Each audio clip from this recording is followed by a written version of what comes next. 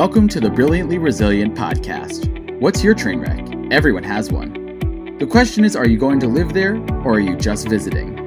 Let's check in with Mary, Fran, and Kristin to learn how to come through not broken, but brilliant.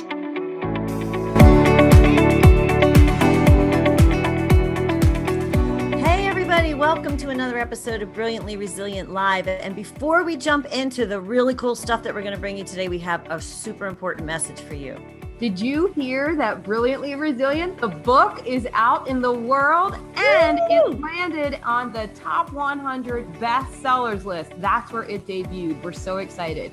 Go get it at Amazon.com. Search Brilliantly Resilient and you'll see it in Kindle and paperback. Enjoy.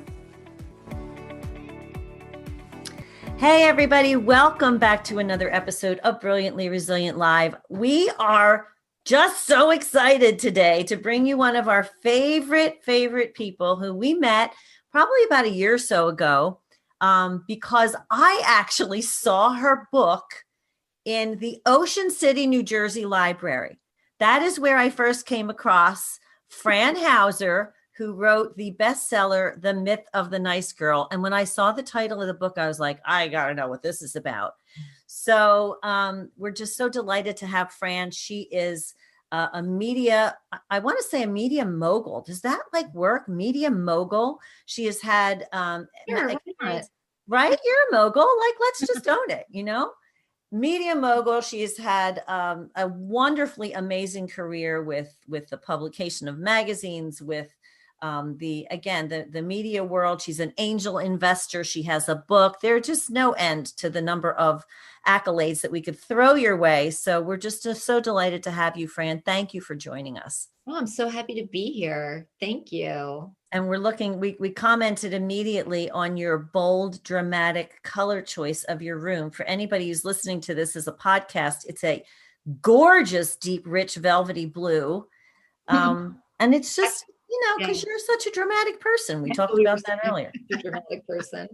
And this is actually my guest bedroom where I'm sitting right now. But we were just saying everything has been so dramatic. So why not? Yeah, exactly. Own the drama, folks. Drama. Yeah. So to start off this conversation, we kind of want to know a little bit about your story. We often talk on this show about this sort of reset, rise, and the reveal of your brilliance. And often it's about people's sort of origin story, but all of us have had to deal with that reset and the rise and the reveal in more current terms. But tell us a little bit about your background, and then we want to get into all that other good stuff. Great. So, I spent, as you mentioned earlier, many years in media. I worked for, startups like Moviefone and big companies like Time Inc., where I was the president of digital. And so spent many, many years, there, loved it. And then I shifted over to angel investing about 7 years ago, which has been, really rewarding. It's been kind of just amazing to work with founders, entrepreneurs who are launching new products and new businesses, and not just writing the check, but really being a thought partner for them and a sounding board. So that's just been really incredible. I've invested in over 30 companies at this point. 28 of them are female founded. So I'm really focused on changing the ratio around early stage funding and the percentage of it that goes to female founders. And then I wrote this book that you noticed in the library, which I don't think I realized that. So it's awesome.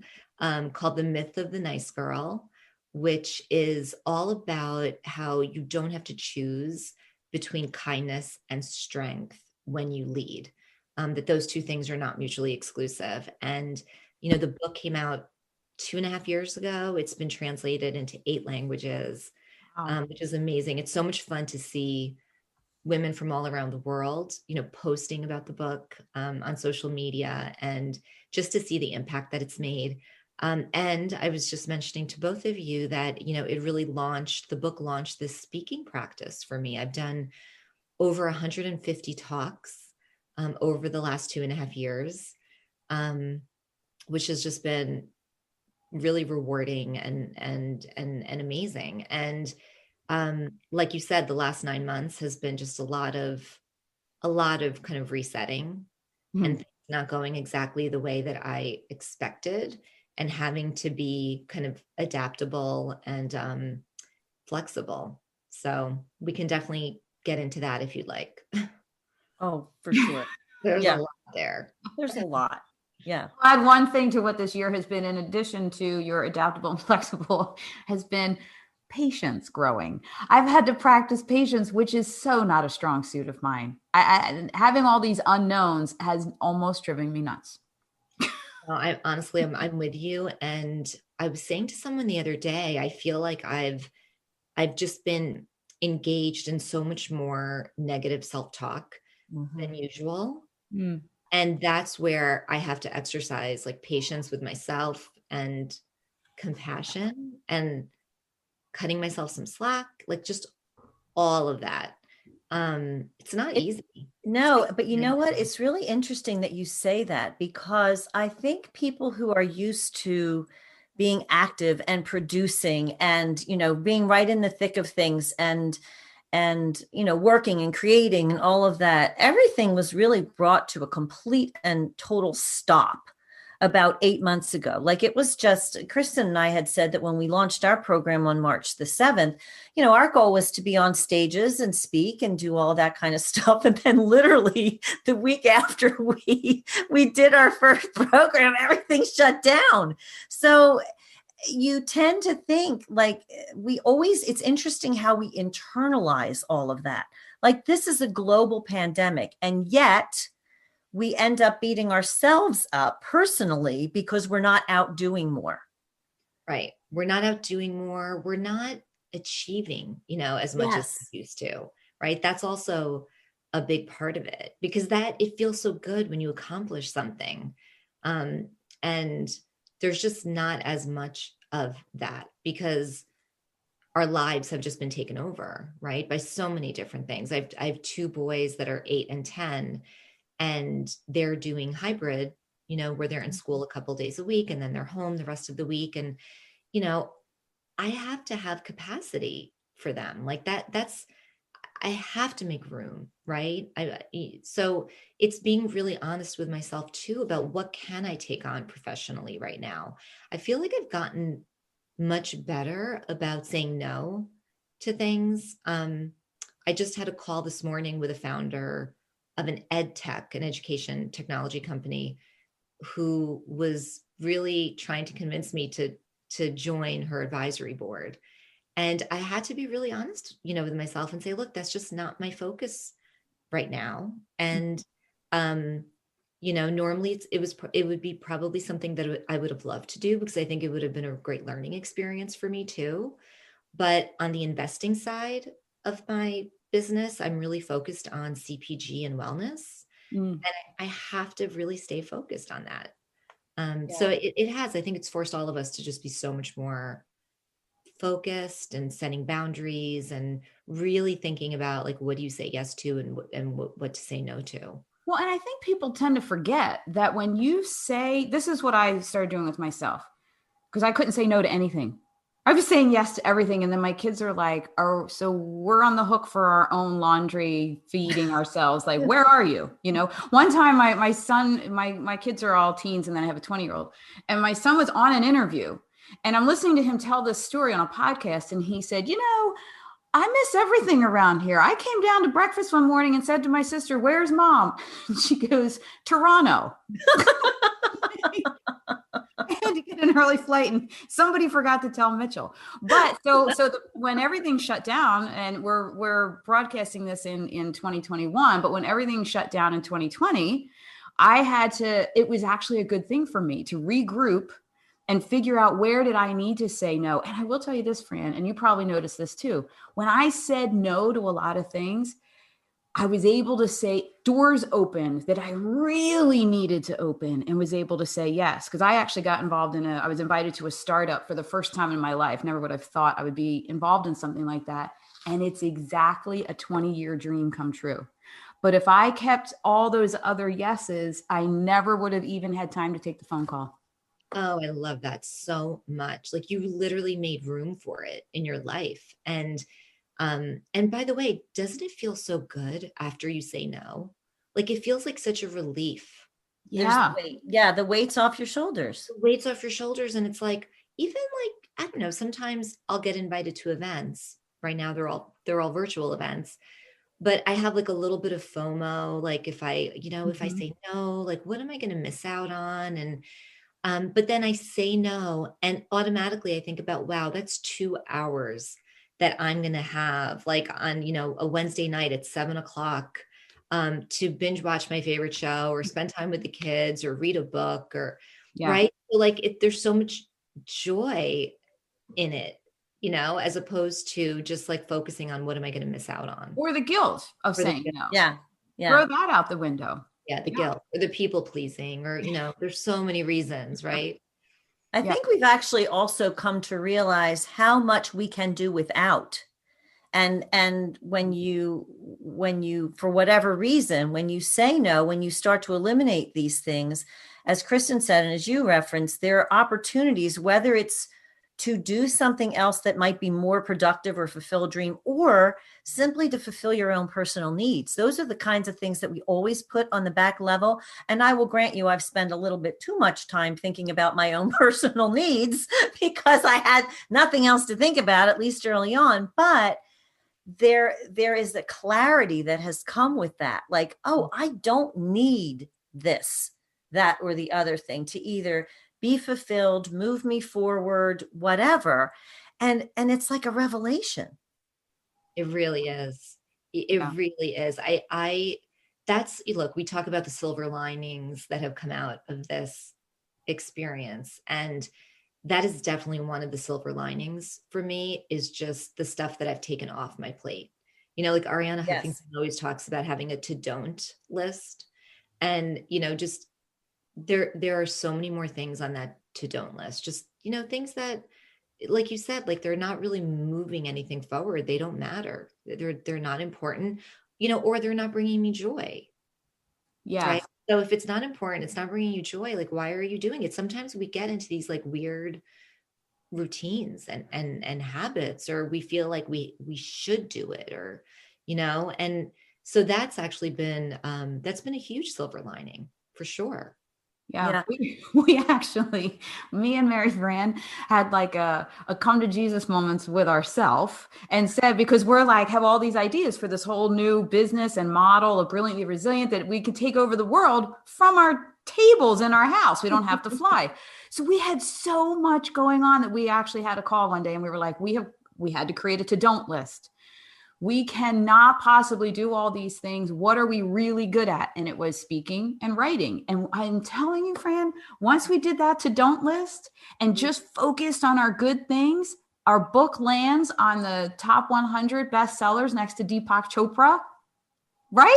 Deepak's scratching his head right now going, who the heck are these? Who are these people next to me on Amazon? And we're like, That's incredible. Congratulations. With all that to don't, like, yes, we're talented and we have ideas out the wazoo that we could really benefit a lot of people, but we weren't doing a couple of things really well. So we focused there. And then it's, and what's so crazy is like, we know this, right? We know this. We know it, but then we start going crazy with like all of our ideas. It happens to me all the time. I could do this and I could do that and I could and the list just keeps growing. And then you get into the overwhelmed stage because then you're looking at the list and you're like, I can't possibly do all of this, right? And then when you realize, wait, these are the two things. It's the speaking and the writing. That's what we're going to focus on. And it unleashed, right? Yes. All of these amazing, exciting things and outcomes. It's so important. This is so intertwined with everything that you talk about, though. And Kristin had mentioned the guilt part of it. And I kind of want to bring this back to your whole idea of you can still be nice and say no, and you can still be nice and treat people with respect and kindness, but respect your own boundaries and your own brilliance, which is kind of our tie-in, because it would be wonderful if we could, kind of clone ourselves and then put those clones in the closet to do all of these other things. Yeah. But when there's a certain amount of hours in the day, a certain amount of energy, and there are certain places where you shine, it ultimately, even though it might not feel like it to other people, it ultimately benefits everyone. If you say, no, that's not my space. It really is. It's a gift. Like I have founders who are working on their fundraising right now. They're raising money and they reach out to potential investors. They ask them, are they interested in looking at the pitch, hearing the pitch? And then these investors will string the founders along, like whether if they're going to invest or they're not going to invest. So it's this like weird place.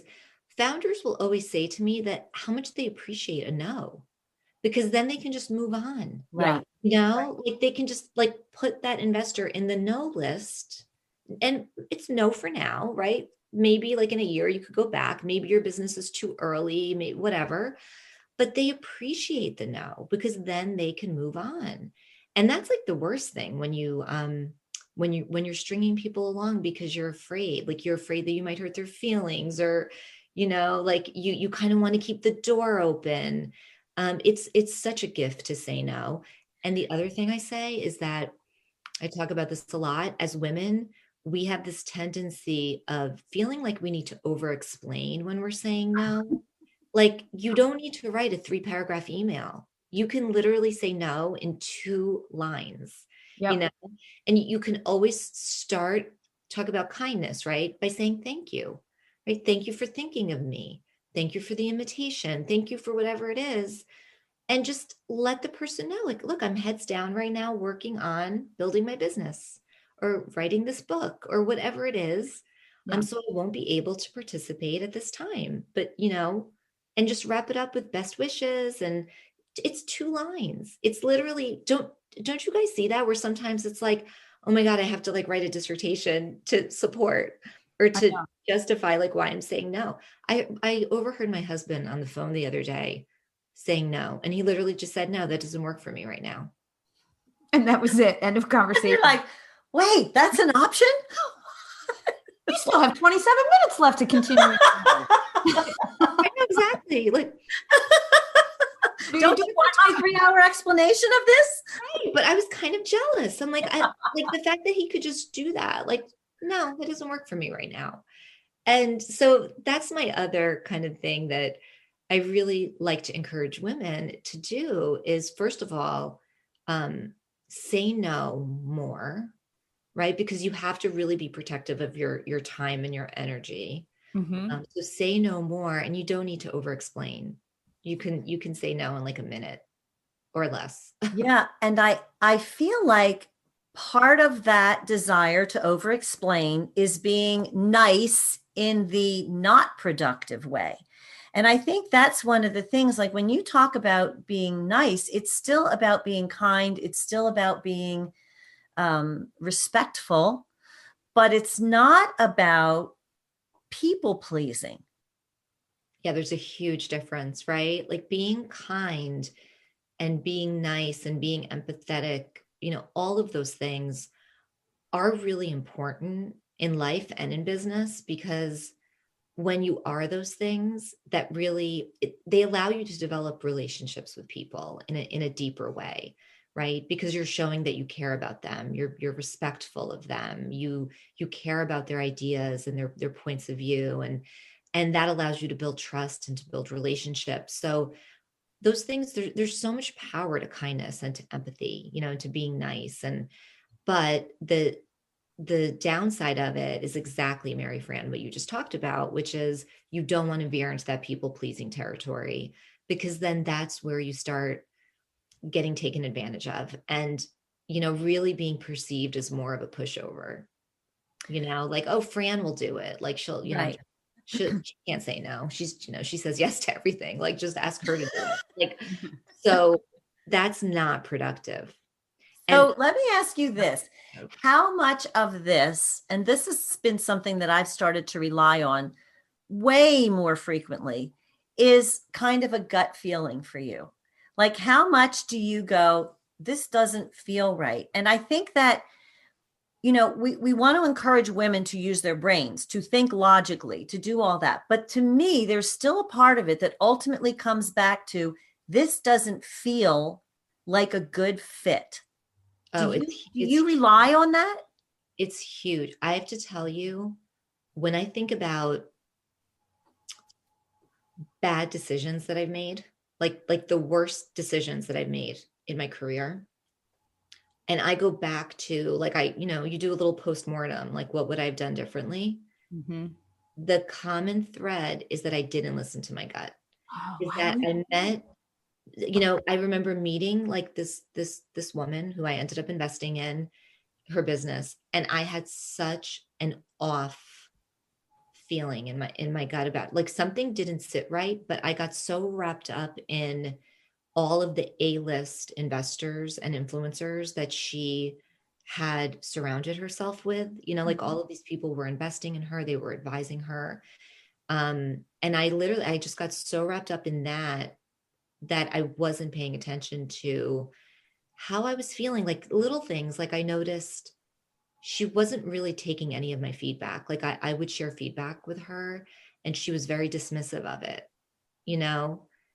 It was things like that. It ended up being a terrible investment. But literally that is the common thread, is that I didn't listen to my gut.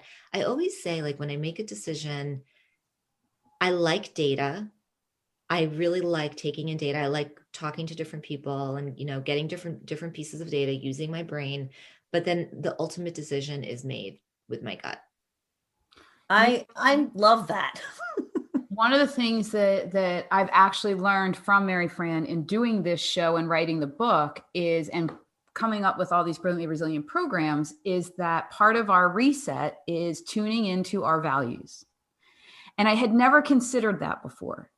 And then when I do the same thing, when I look back on the bad decisions and people that I brought in, every single one I can point to, I was choosing proximity to them as opposed to my core values of me as a person, a mom, and a business owner. Every single time it was proximity was over all of my true values. Mm-hmm. And now I have to stay very conscious of that because, I grew a nonprofit from nothing to being known around the world, and you need proximity.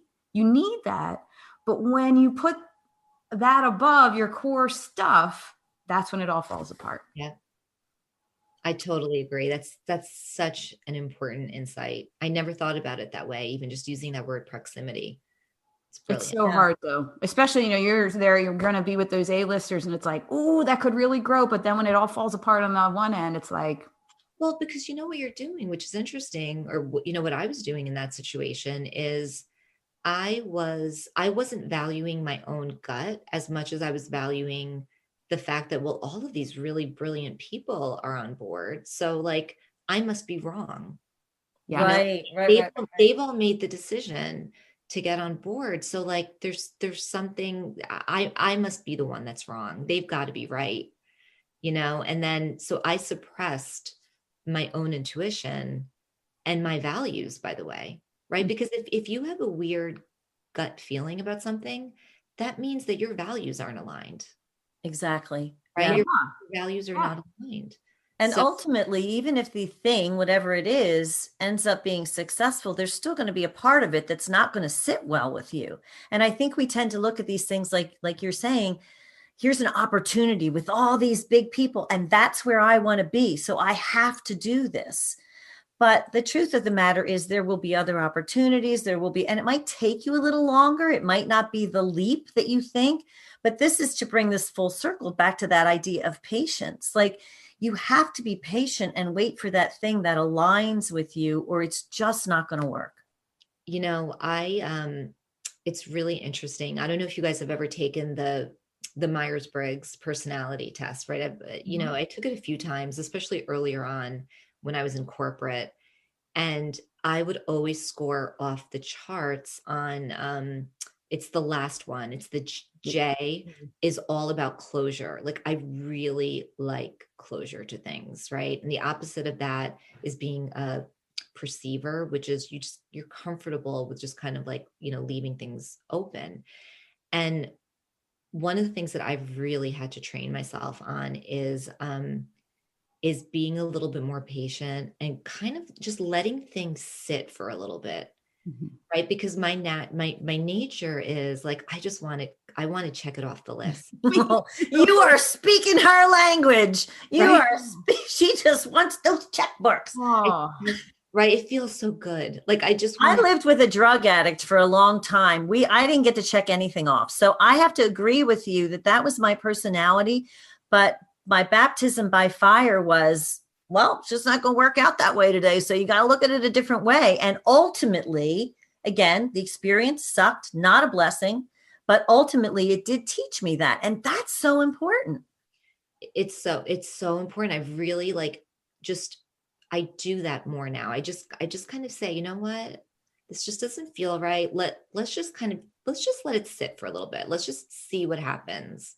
And I'm much better. I'm more comfortable, but it took years. I mean, it really took years I'm still on that journey.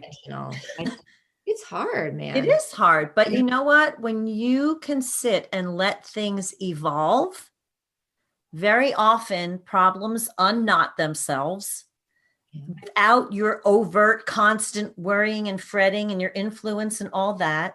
Very often, these are things that are maybe not up to you to solve in the first place. Again, going back to my experience with my son, I could want what I wanted till the cows came home, but it wasn't in my power. So, you talked also earlier about what can I do? And sometimes what you can do in the immediate moment is nothing. And you have to sit and wait and let these things evolve. And this other thing that Kristin and I say all the time is not be married to an outcome. Because unless you're living on an island and you're just doing this all yourself, there are going to be other variables. Absolutely. And the other thing that just sort of really struck me recently is you can make a good decision, but still have a bad outcome. Does that make sense? Like you can really make you can think about it the right way. You could take in all the data. You could weigh the risks. You could be really thoughtful about it. Listen to your gut, go through your process, which works for you, your decision-making process.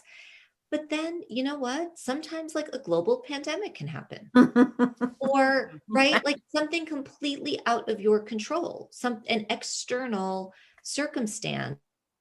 Yeah. Anything could happen that, outcome. Right. So I think also just realizing that, cutting yourself a little bit of slack there too. Like you can take it so far. Right. But then sometimes stuff happens. Yeah. So speaking of stuff happens and we're talking about, saying no to things, let's go into the piece of your journey where the world said no to you with a big plan that you had in 2020. You had to shift gears. Because we were talking about that story before we came on the air and I want our listeners to hear that. Yeah. So pre-COVID, I was working on opening a bookstore in my town with one of my really good friends. And like, we were really far down the path. We had the location selected. We had the architectural drawings done. We got the building permit. We even had like the planogram done, which is, the bookshelves and, what genres we're going to carry. I mean, we were really far down the path. And it was probably one of the most joyful projects, I think, that I've really ever worked on because I love reading so much and I love books. And it's like one of those things ever since I was a little girl, my mother would come into my room and I would be sitting on the floor of my bedroom with my back up against my bed reading. And so reading and books have always brought me so much joy. And so it was just so fun to like work on, a physical presence. But of course, COVID hit and now is not the right time. We felt like to open up a brick and mortar retail store, which is really all about bringing the community together. And it was a real loss, like, having to say like, now is not the right time. And we kept God, this was last spring, right? So at first we're like, well, let's give it a few months, maybe we'll be able to like open, by the end of the summer. And then it was the fall. And so, we kept kind of putting it off. And then I finally decided to just like, okay, I'm just going to sit with this. Something's going to happen. And then I just got the idea a couple of months ago to launch a bookstagram, which I did. It's called Fran's Bookshelf. And, I just thought this would be such a great, like, creative channel and outlet for me to share my love of books and reading. It's a way for me to do it, to take photos and to write book reviews and to build a community, but to do that instead of doing it physically, to do it over Instagram. And I launched it a few weeks ago. It has been so much fun. It's just been such an incredible creative outlet. I've really enjoyed it. And, I was saying to you before, like, it's so small compared to a physical brick and mortar, it's such but it's feeding me, I think it's actually feeding me like just as much as a bookstore would have. So I think that was like a really big pivot and reset. And, it's also, here's the other thing, it's taking a fraction of my time.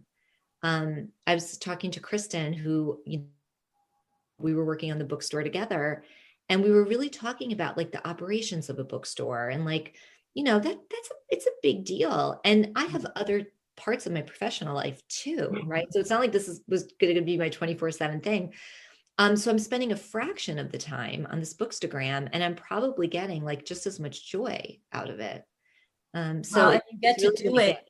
You get to focus on the part you love. Like that's one of the things that I guess in any profession that you choose, there are going to be parts of it that you just don't like doing. I mean, it's, like I'll write books all day long, but please don't make me market them. But that's part of it. So you get the best of it. And I mean, I think this has been the lesson that's come out of all of this. Those tweaks, those pivots that you have to make in your plan can ultimately end up being very fulfilling, but you have to be willing to lower the wall. You have to be willing to stop saying, why did this happen? And I can't do what I want, and that's not always easy.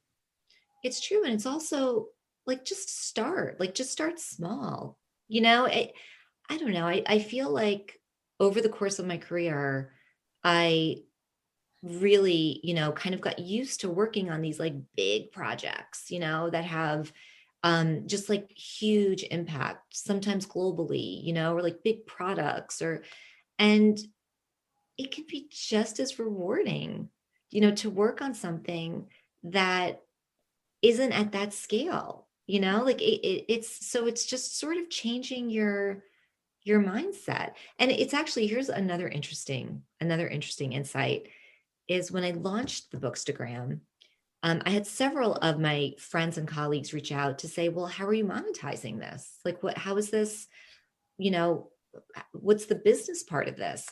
And I said to them, I'm not monetizing it, like maybe something might come out of it that's more kind of business focused. But for right now, like I actually really feel okay with the idea of it simply being a creative outlet.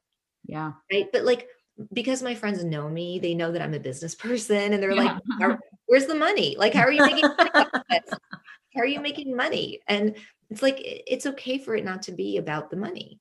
Yeah, you're right. But sometimes it just evolves to that. Because that's how when we started Brilliantly Resilient, we're like, it's not like we're getting paid to be on our own stage. And we just wanted to, but we wanted to continue serving and do something. Of course, then for a while there, I'm like, I think this is actually my therapy. I think started this to fix Kristin's mind and life because I was benefiting so much as a mom and a person.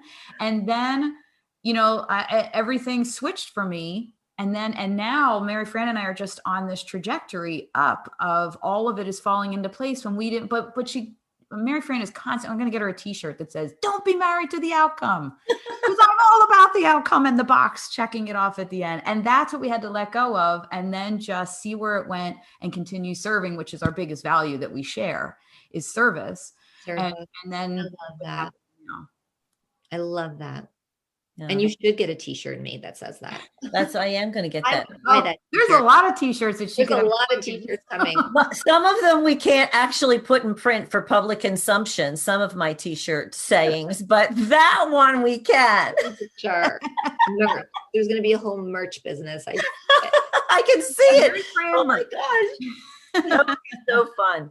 Well, Fran, this has been, as I knew it would be, a delightfully illuminating and empowering conversation.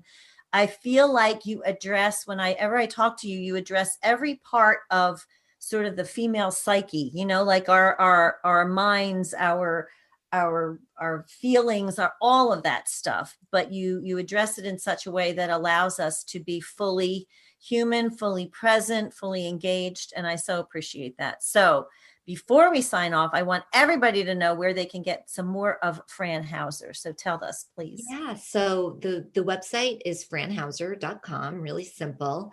And my new bookstagram is at Fran's Bookshelf.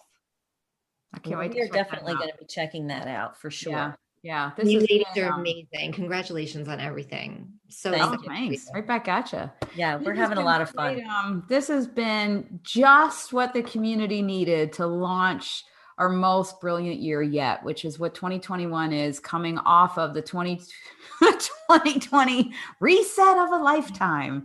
And now the most brilliant year yet. You really kicked us off, Fran. I love it. I knew that you would, and I can't stop smiling. I'm such a nerd because you really, just so many different points of resetting, rising, and revealing your brilliance. So thanks so much for spending the time with us. Thank you for having me. See you soon, everybody. We will be back with more brilliance for making 2021 your most brilliant year yet. Go to brilliantlyresilient.net and see all of the things that you can take advantage of to do that for yourself. See you next time. Bye. Thanks for tuning in to the Brilliantly Resilient podcast. Join our Facebook group and follow us on YouTube to be inspired with tools to reset, rise, and reveal your brilliance.